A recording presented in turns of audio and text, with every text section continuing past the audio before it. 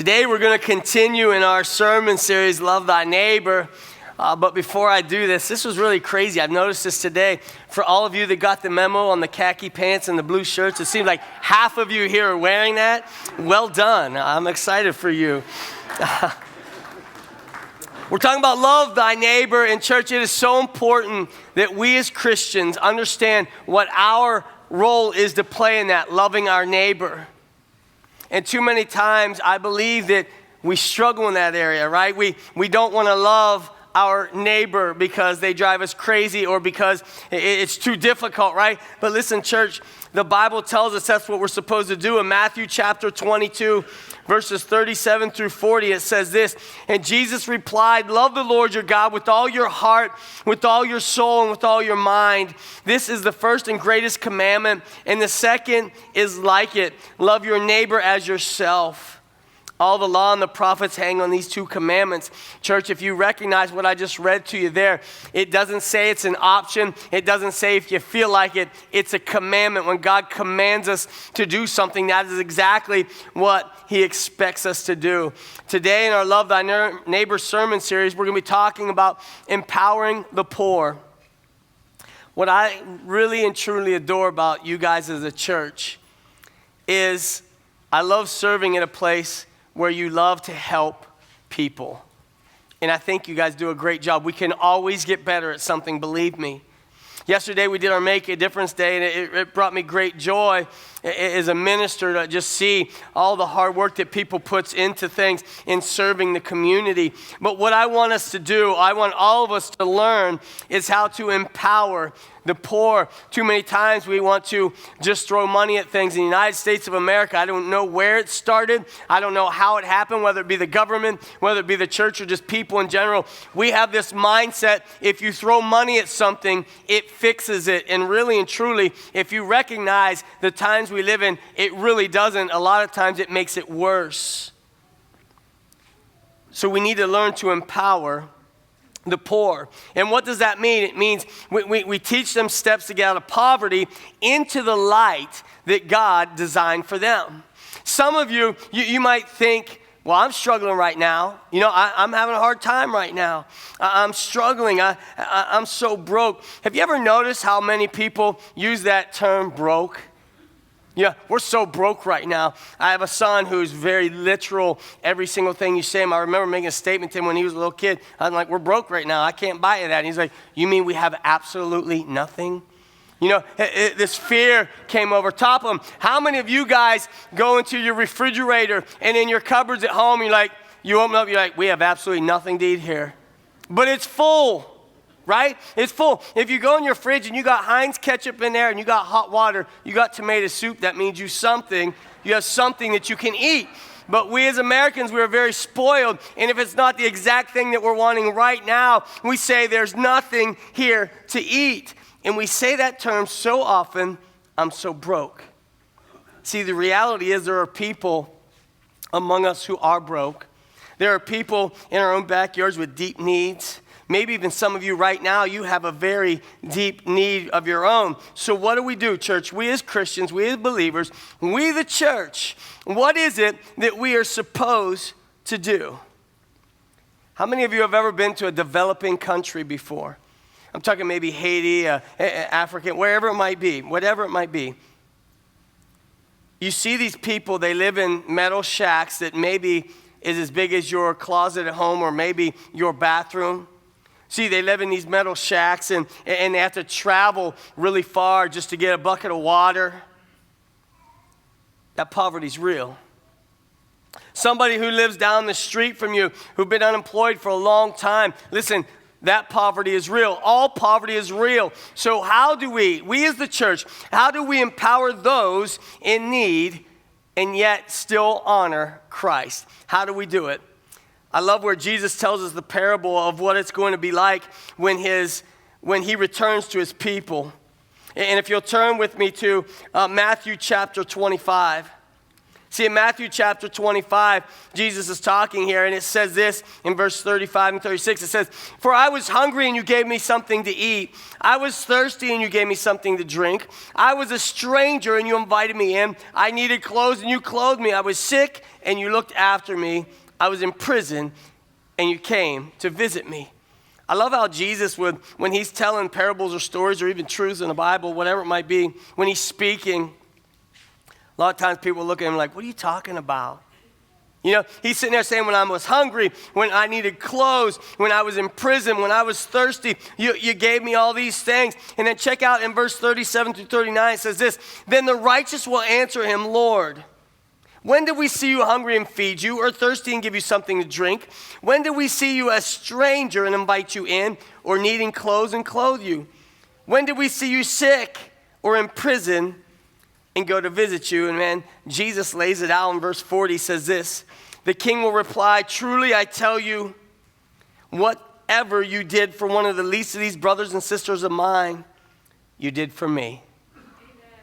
Jesus is telling them right there, he's saying, listen, when you're doing for other people, when you recognize there's a need, when you're seeing something that needs to be done, and you take initiative on that, he's saying, whatever you did for those people, you're doing that for me. And there's something that's not going to be on the screen. I recognize this morning. If you go down to verse 45, and he also gives us the counterbalance to this, right? In verse 45, it says this, "And he will answer, 'I tell you the truth. When you refused to help the least of these, of my brothers and sisters, you were refusing to help me.'"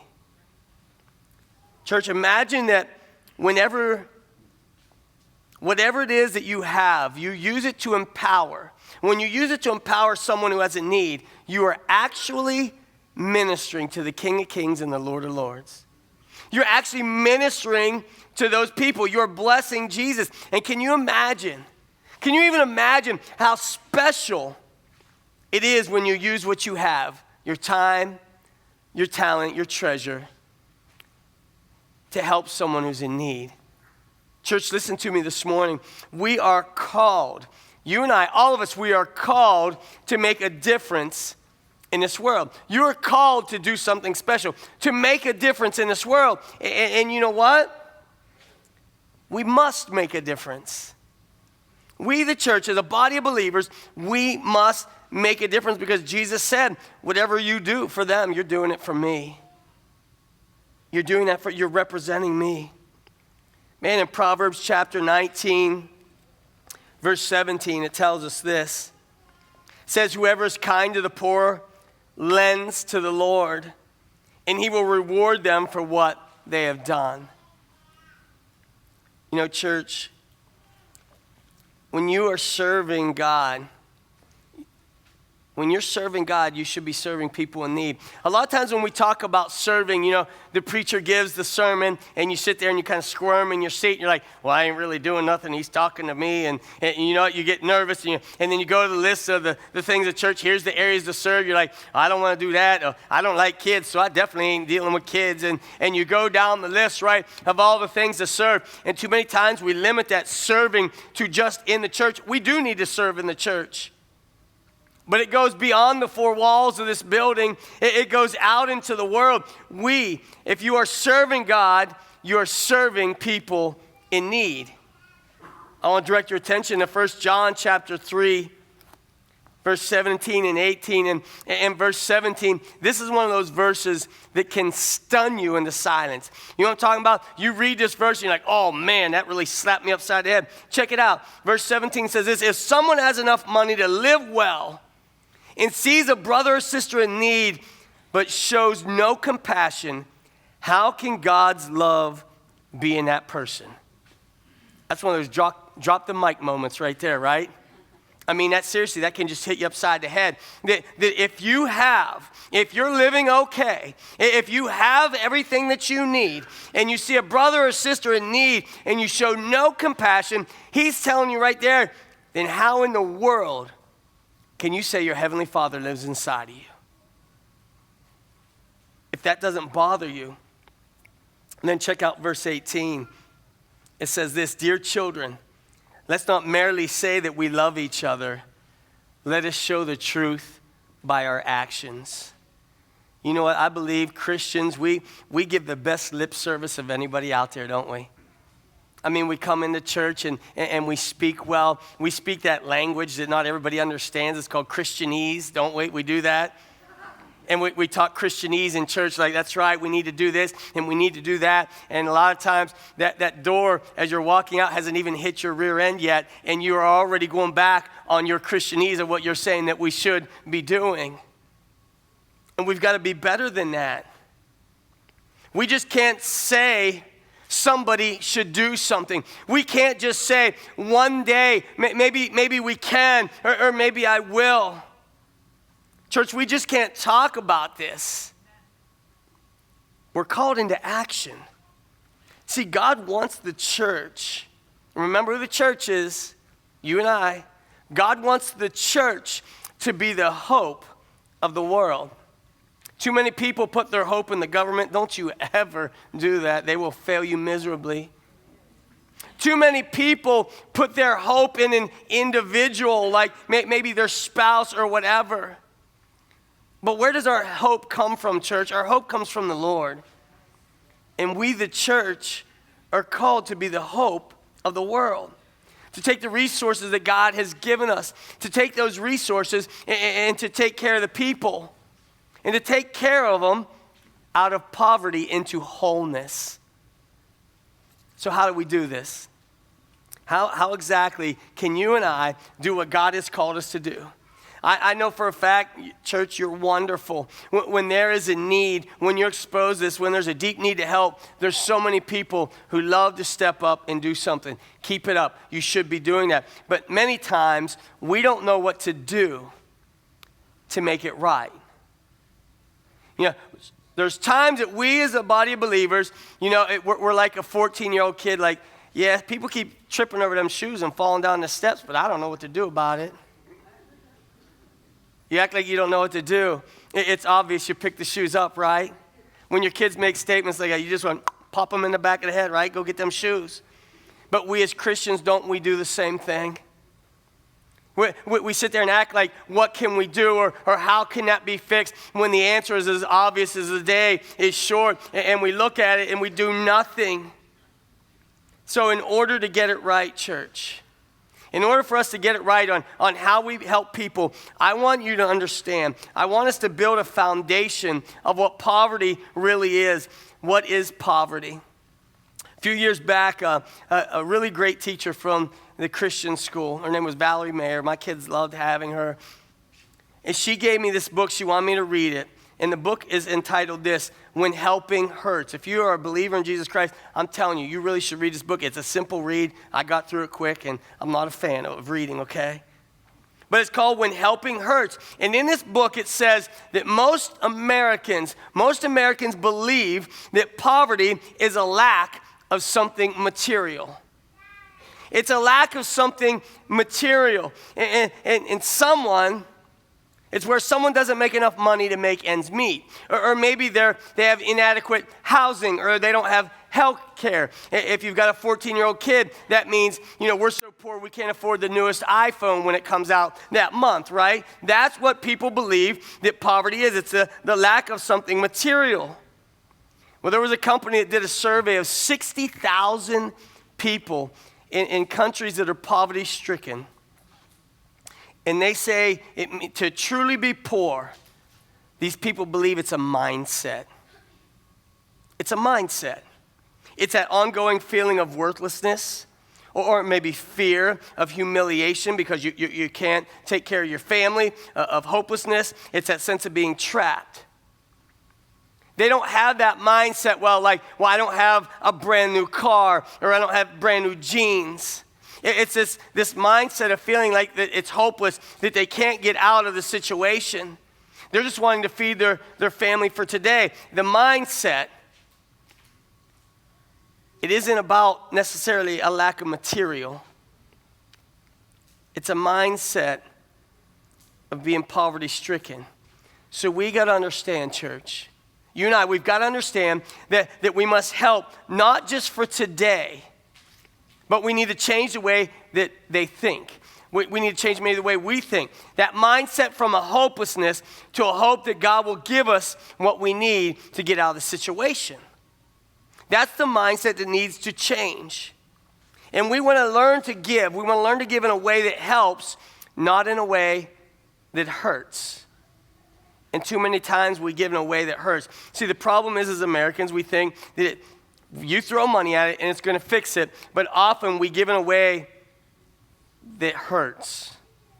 It doesn't benefit those people. I know a guy, they went on a missions trip to Haiti, and this guy, he's in ministry. Wonderful dude. He's a great guy.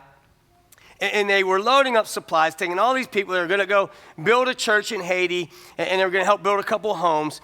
And this guy, he got his hands on 300 T-shirts, all different sizes. He's like, oh man, we're going to take these there. We're going to give these T-shirts out. You know, people have needs, and we're going to fulfill those needs. And so they went there. They were handing them out to everyone. The kids were running up, free T-shirts, right?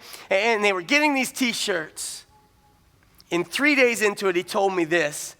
He found out that there were 2 ladies in this village. They made T-shirts, and that is the only way they made money to feed their family. This guy had no idea. He went in thinking, we'll throw all this at it. It's going to help people. But what he did was cause 2 families to go into a panic mode where they had no idea how they were going to feed their family because their jobs were taken from them. He went in and he undermined these ladies' business, thought he was doing good. He had great intentions. But what he did is he didn't help the problem. He didn't help the problem. And many times what we do is we give a handout to someone, but we end up doing the wrong way. Quite a few years back, probably about 20 years ago here in the church, I remember there was a guy, he lost his job in the summer, still didn't have one at Christmas time.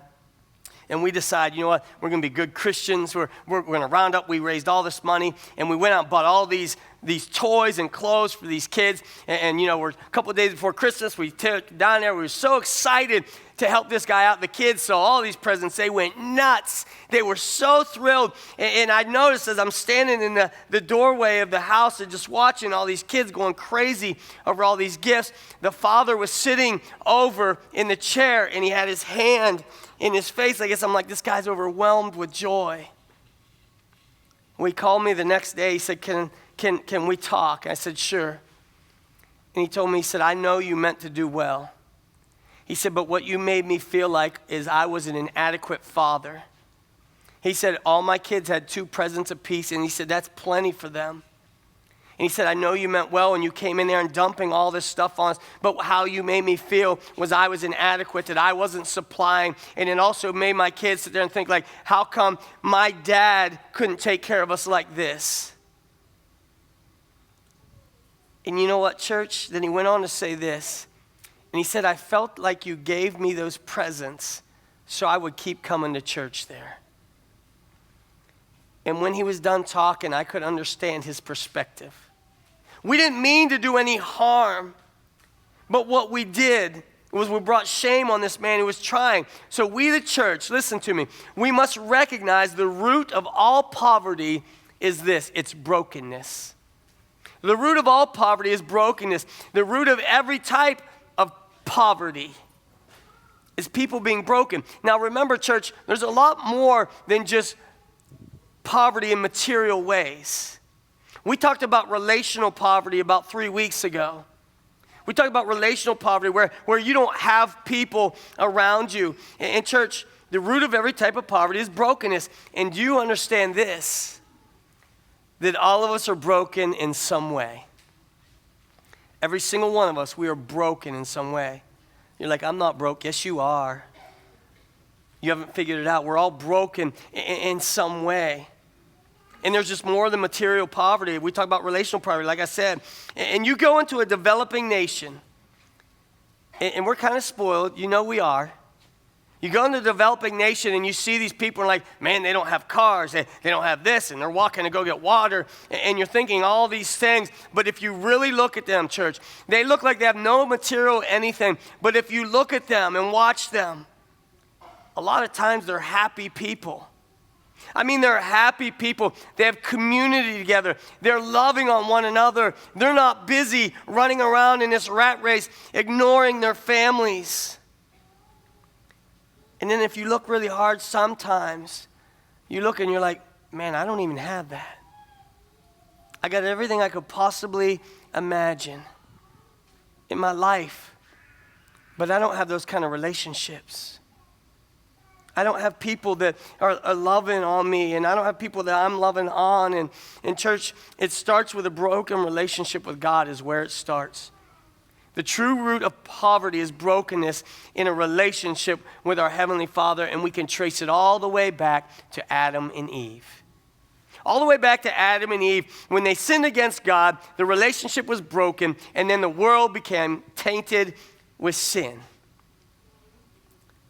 It's a result of brokenness. And do you understand sometimes that brokenness can even be with yourself? How many of you have just felt broken with yourself? I mean, you can't blame it on everybody else. You're just broken inside. Maybe you're looking at yourself. You've got a bad self-esteem. You're believing the lies of the enemy like, I don't have what it takes. I'm never going to make it. I'm never going to amount to anything. And you're not realizing, church, that you are created in the image of God. You're created in the image of God, and you're not even realizing that you have access to His power who is in you. It's inside of you. And then when you don't feel good about yourself, it's hard to feel good about your family. And what it does is just starts a cycle of brokenness that transfers from generation to generation of many people feeling hopeless. What about broken relationships, church? How about these broken relationships? When I know people who have a need, but they won't tell anybody. I think a lot of us are like that, right? We're proud people. You have a need and you won't tell anybody, and so this need just keeps festering and it keeps getting bigger, and you don't have the relationships with people you feel you take it. That's broken relationships. I've seen husbands and wives where there's this desperate need of one of the people in that marriage, and they don't tell someone, here's what I need from you, and it spirals out of control, and it's a broken relationship. And then on the other hand, you got another person in that same relationship who's being so self-absorbed, they're not paying any attention to what their spouse needs. They're not recognizing there's something going on there, and nothing happens, nothing gets done, and then the relationship becomes broken. And we're there. We don't serve one another. Remember, church, the root of all poverty is brokenness. I love the story in Luke chapter 4, if you'll turn there with me. Jesus, he's coming, he's rolling into Nazareth, and he's going into the temple, and he goes into the temple, and he reads from the scroll from Isaiah, and check out what it says in Luke chapter 4 with me, if you will. Verse 18, it says this: "The Spirit of the Lord is on me, because He has anointed me to proclaim the good news to the poor. He has sent me to proclaim freedom for the prisoners and recovery of sight for the blind, to set the oppressed free, to proclaim the year of the Lord's favor." And so check this out. This is so cool. Isaiah wrote this many, many years earlier. Here comes Jesus rolling into the temple. He unrolls this scroll, reads from the book of Isaiah. And this book right here, what I just read to you, it was Isaiah explaining who Jesus was going to be. You want to talk about a drop the mic moment right there, right? He could have went, pow, that's me. I'm the one. I have come for this, to bring the good news to the poor. And then verse 20 says this: "Then he rolled up the scroll, gave it back to the attendant, and he sat down, and the eyes of everyone in the synagogue were fastened on him." Jesus is like, I'm that guy. I'm the one. I have come to set you free, to proclaim the good news to the poor. I'm the fulfillment. I've come to do this. I'm the good news for the poor, to set them free. Church, do you realize it is Christ who saves? It is Christ who heals the brokenhearted. Christ is the one who sets us free. The root problem of poverty is brokenness, and we all experience that outside of a life of Christ. You know, like I told you before, we like to just throw money at all poverty and thinking that's going to fix it. But you know what, church? When you move past all the material stuff in the world, it doesn't matter. It doesn't matter at all. What matters is your relationship with Christ.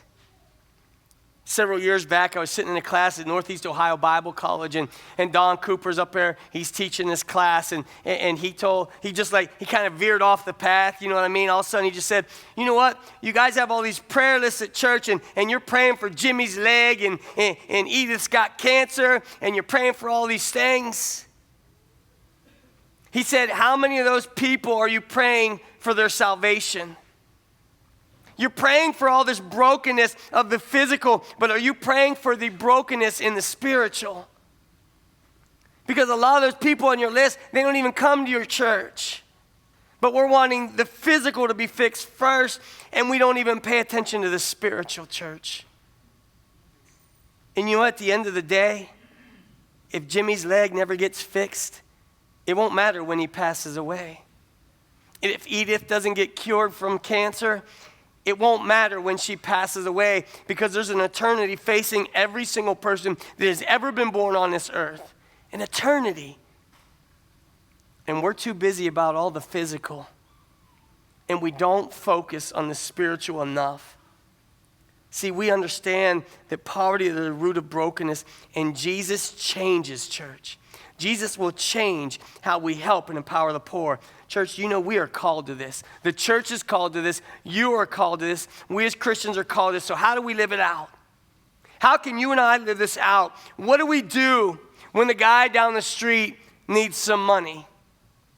Well, a lot of times people go into that mode like, hurry up and give him a bunch of money. Or some people's like, I don't know what he's going to do with that money. What if he buys beer with it?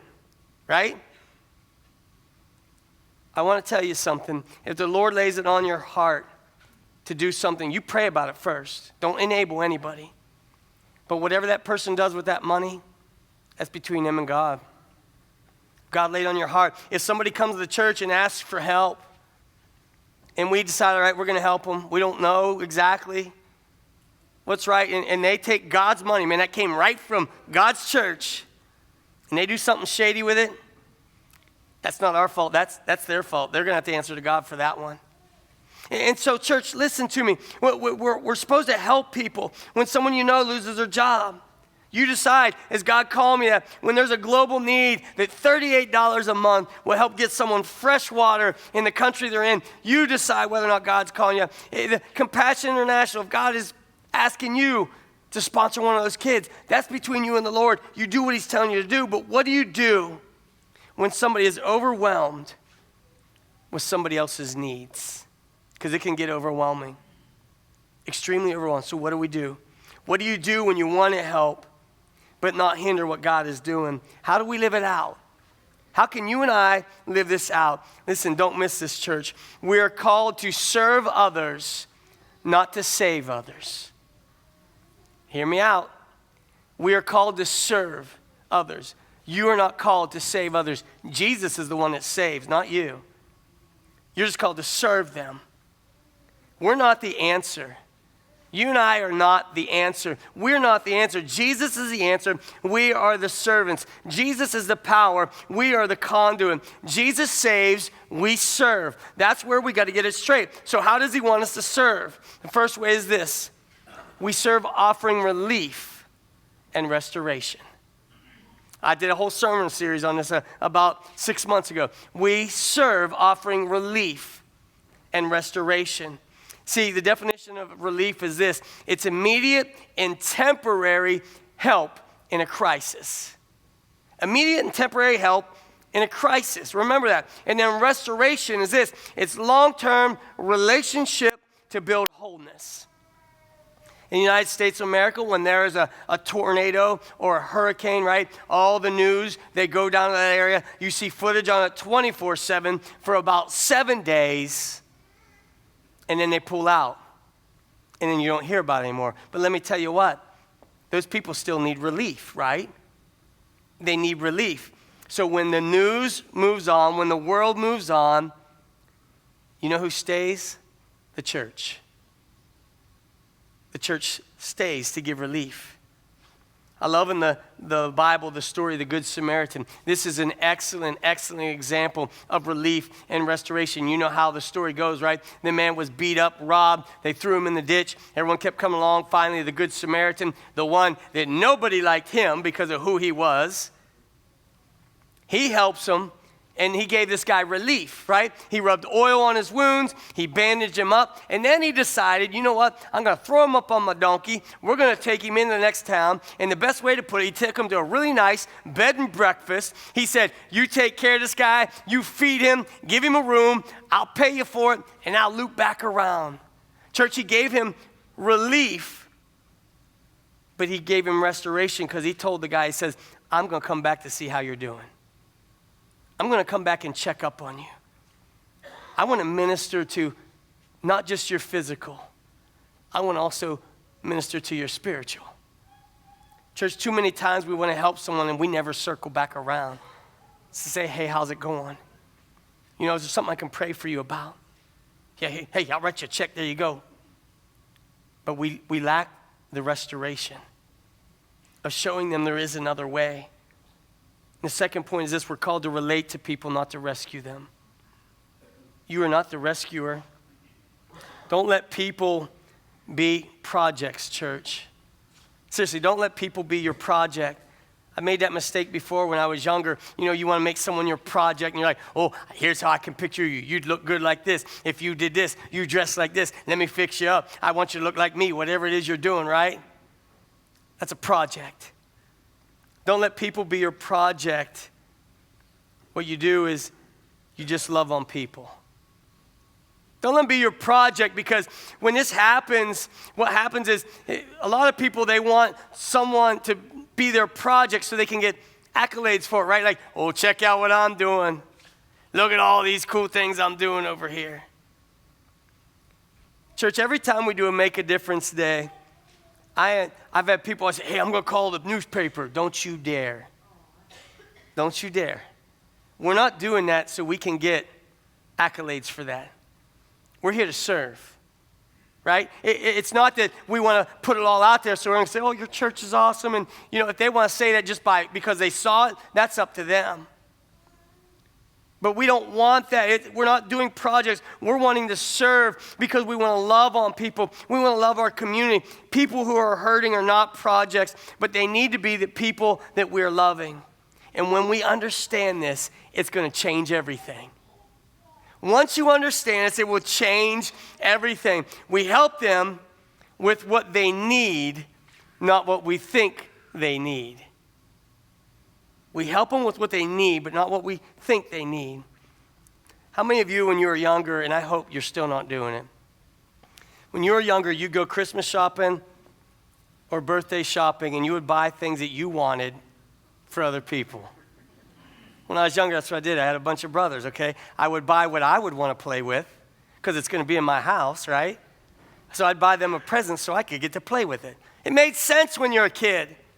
But some of us are still doing that. We want to do for someone what we think it should be instead of what they want or need. And we twist it around. Don't do for someone else, church, because it's the way you want it to be. And the other thing is, I don't want you to do this. Don't do for someone else what they can do for themselves. That's called enabling. If you got a 35-year-old living in your house and you're still doing everything for them, you're enabling them. You are. Right? Don't enable your children. You need to let your children grow into who they're to be. Don't enable someone who is struggling with addictions. I've seen so many kind people. They'll see someone who has a horrible addiction, and they see this person, they're like feeling bad, like, here, honey, let me give you $20. You just bought them the fix for tomorrow that could kill them. You don't do that.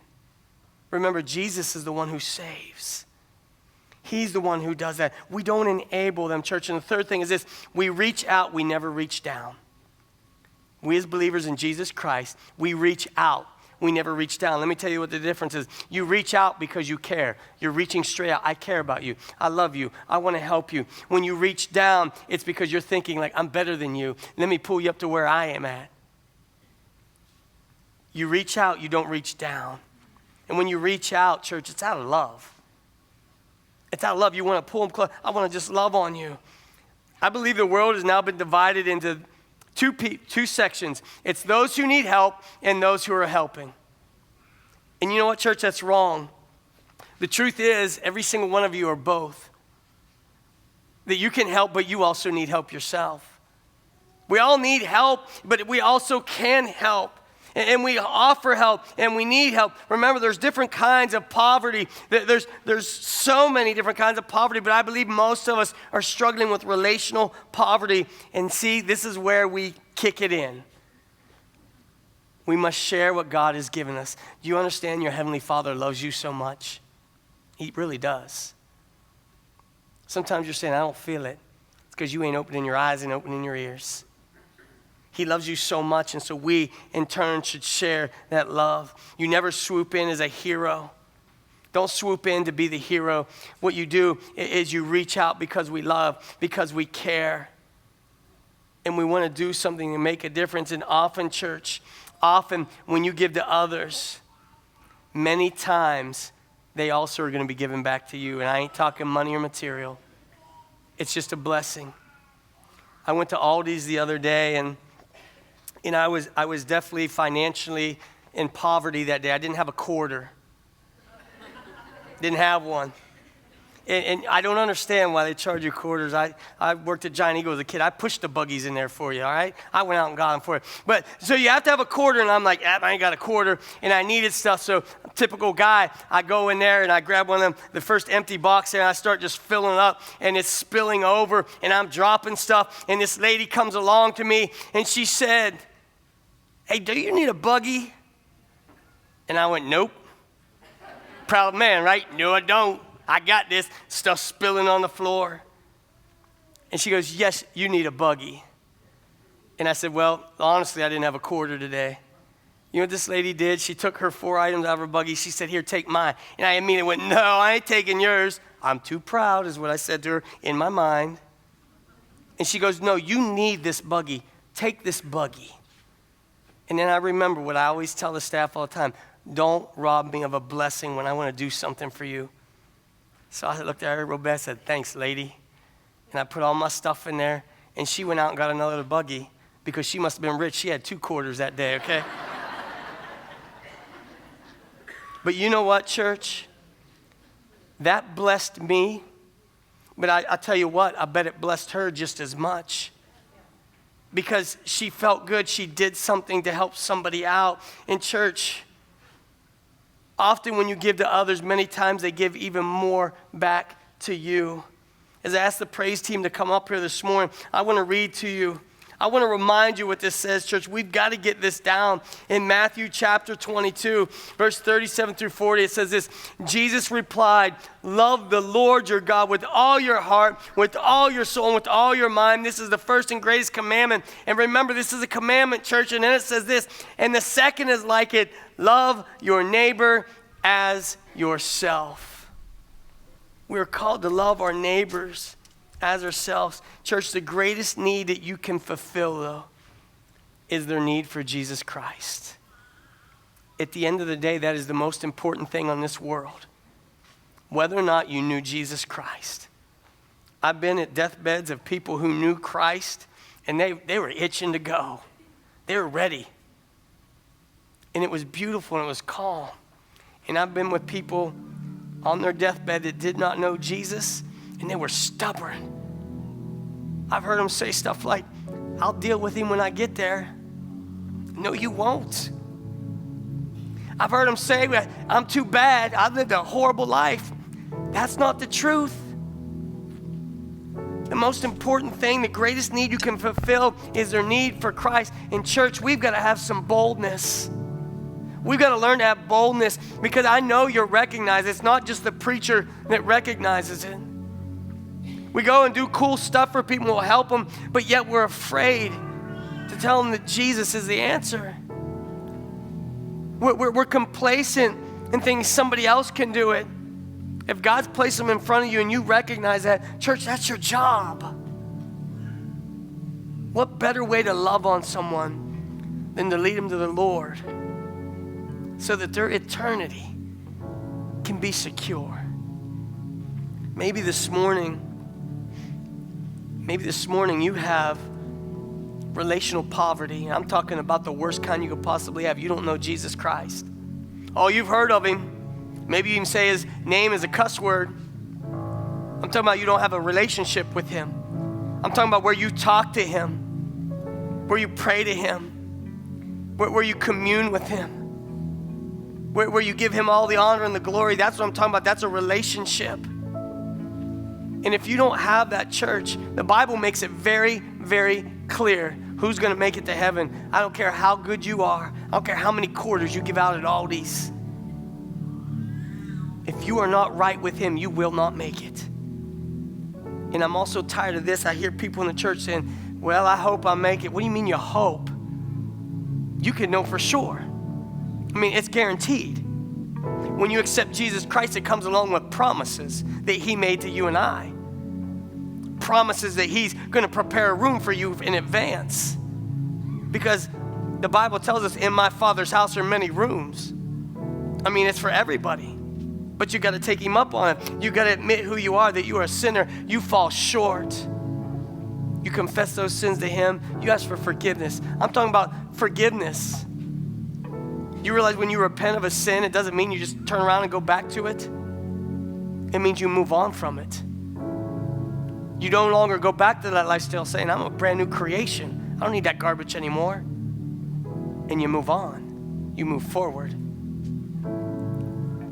And then you invite Jesus Christ in your heart. You follow him in Christian baptism. And listen to me, church. You will be secure in where you're going. You can know whether or not you're going to make it to heaven. If right now today you're sitting here and you have no idea, I want to encourage you, come forward. We'll have elders standing up here. Kim will be up here to receive you. We can talk and walk you through it. But listen, he's calling you out and he's wanting you to come home. So how about it, church? Let's stand together and let's sing. But I want to encourage you to respond this morning.